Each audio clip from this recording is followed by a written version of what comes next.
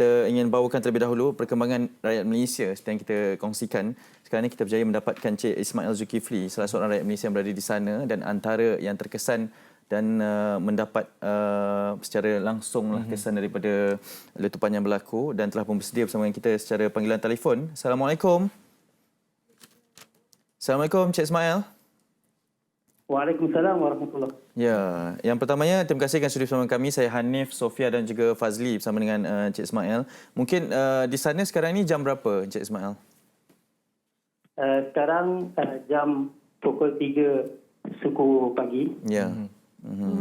Pada ketika ini 3.16. bagaimana keadaan Encik Ismail? Encik Ismail okey ke? Ada keadaan baik? Ya, saya alhamdulillah keadaan baik saja. Tak ada mengalami apa-apa kecederaan. Ya. Alhamdulillah.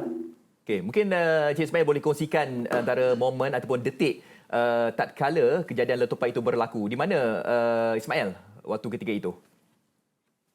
Okey, baik. Waktu itu saya berada di kediaman salah seorang daripada pegawai Kedutaan Besar Malaysia ke Republik Lebanon. Ya.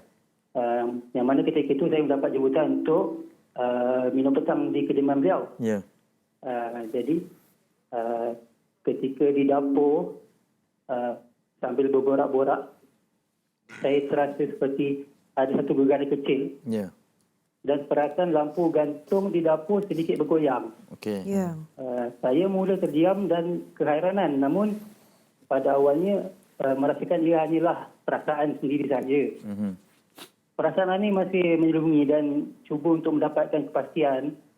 Saya keluar dari dapur, cuba menuju ke ruang tamu. Ya. Namun beberapa langkah kemudian, berlaku lagi gegaran yang lebih dahsyat seperti gempa diiringi dengan bunyi letupan yang sangat kuat, ibarat sesuatu yang sangat besar menghentam bumbung rumah. Ya.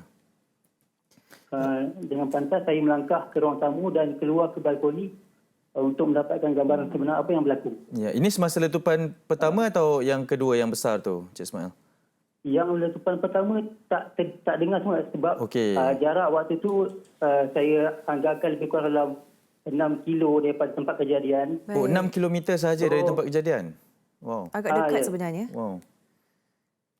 6 kilometer. Dan mungkin letupan pertama tu tak terlalu kuat lah bagi jarak tu.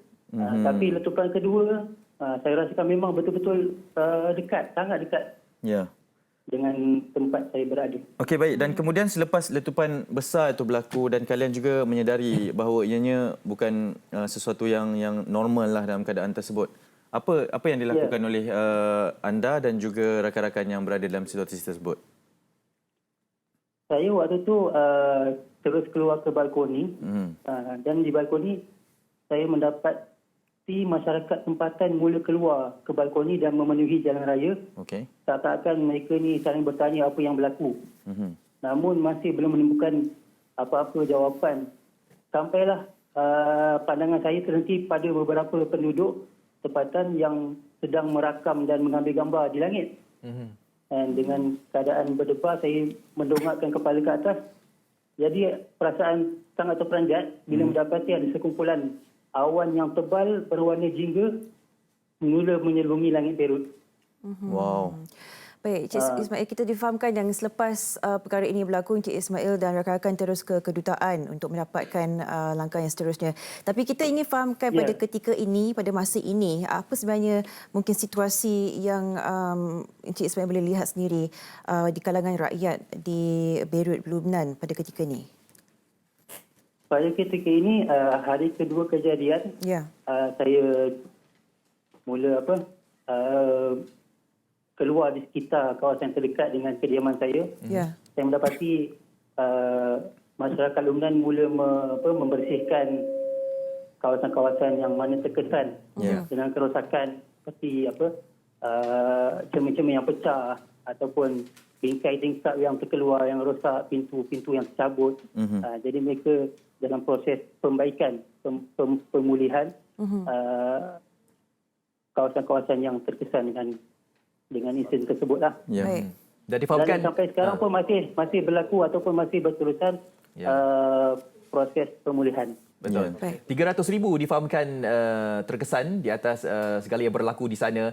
Ismail sendiri melihat bagaimana sebab apa yang kita dapat dekat sini, kita baca dekat sini mereka kekurangan bekalan makanan dan sebagainya. Ismail yang berada di sana sekitar radiusnya 6 km, bagaimana Ismail sendiri dari segi sumber makanannya bagaimana? Kedai-kedai di sana bagaimana? Adakah kedai-kedai yang terselamat untuk kita mendapatkan sumber makanan? Ya. Kalau kedai-kedai yang berdekatan dengan kawasan saya ini, alhamdulillah tak banyak yang terkesan. Maksudnya kedai-kedai macam untuk mendapatkan sumber-sumber utama makanan dan bahan asasi masih boleh didapatkan macam biasa. Mungkin ada kedai-kedai yang seperti kedai telefon untuk dapatkan top up ataupun kedai-kedai barangan yang lain mungkin agak terkesan dan pasar-pasar raya. Tapi setakat ni alhamdulillah barang-barang asas makanan dan juga beberapa kedai restoran, kedai makan masih beroperasi macam biasa. Ismail, mungkin yang terakhirnya, bagaimana keadaan rakyat Malaysia di sana? Alhamdulillah, setelah kami kejadian berlaku, pegawai kedutaan dan kedutaan besar bertindak pantas untuk menghubungi seluruh rakyat Malaysia yang berada di Lubnan dan memastikan bahawa tiada daripada mereka yang terlibat dengan insiden letupan tersebut. Alhamdulillah, semua rakyat Malaysia terselamat dan tiada kemalangan jiwa yang dilaporkan. Jadi, terima kasih saya nak ucapkan banyak-banyak kepada Kedutaan Besar Malaysia di Republik Lubnan, terutamanya TYT Duta Besar, pegawai-pegawai daripada kedutaan yang banyak membantu dan sangat mengambil berat kepada rakyat Malaysia dan pelajar-pelajar di Lubnan. Mungkin di saat ini boleh mengambil kesempatan Ismail mungkin mewakililah seluruh rakyat Malaysia yang berada di Lubnan, mungkin memberikan ucapan kepada saudara mara mungkin kawan terdekat yang berada di Malaysia. Silakan. Okey, baik. Saya Ismail Zulkifli, pelajar dari Universiti Islam Beirut, untuk menyampaikan bahawa keadaan kami di sini, saya dan juga rakyat Malaysia yang lain beserta pelajar dalam keadaan selamat, alhamdulillah, dan tiada terkesan ataupun tidak mengalami apa-apa keadaan yang kronik ataupun kemalangan yang dihadapi oleh kami di Beirut. Alhamdulillah, semuanya kami dalam keadaan yang selamat. Alhamdulillah. Terima kasih saya ucapkan kepada Encik Ismail Zulkifli kerana sudi meluangkan masa pada ketika ini walaupun dalam keadaan yang agak sukar barangkali dan kami betul-betul menghargai masa yang diluangkan oleh Encik Ismail. Terima kasih sekali lagi. Ya, sama-sama. Saya juga nak ucapkan terima kasih kepada pihak MHI kerana sudi untuk membuat liputan pada saya. Terima kasih Encik Ismail. Kekal selamat dan apa-apa saja boleh hubungi kita lagi untuk kita dapatkan perkembangan yang seterusnya. Terima kasih. Betul.